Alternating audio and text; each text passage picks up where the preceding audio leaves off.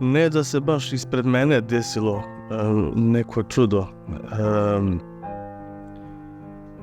Svakako smo dobili pozitivan odziv i narod koji je došao ovdje da zablagodari. Pa čak najbliže što se desilo da posle liturgije mi priđe čovjek i kaže da se upravo iselio u crkvi dok je bila liturgija jer je prislonio ruka koja je bila ukočena zbog šloga, uskivo se toga Zosima ili Jakova, nebitno,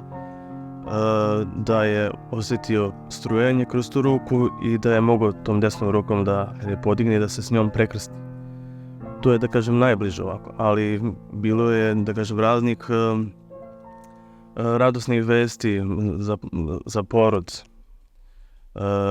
dece koje su propričala, metastaze koje su se kao siropa na vatri istopile i na sljedećem snimku je skroz drugi čovjek, ne kao pacijent, nego kao zdrav čovjek. Naprimjer, i čuda da se zavađeni pomire, da im se,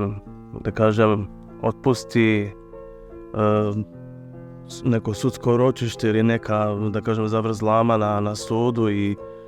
da nekako suprotno,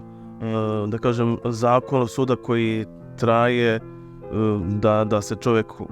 umori od tog sudskih izleđenja i branjenja, da jednostavno se povuče, na primjer, tužba ili eto svakakvih, da kažem,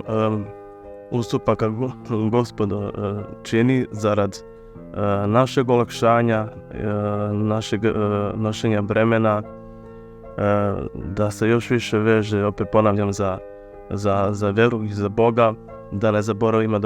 da ipak On nas nosi kao malo vode na dlanu, bez obzira što su oko nas bure i zemljotresi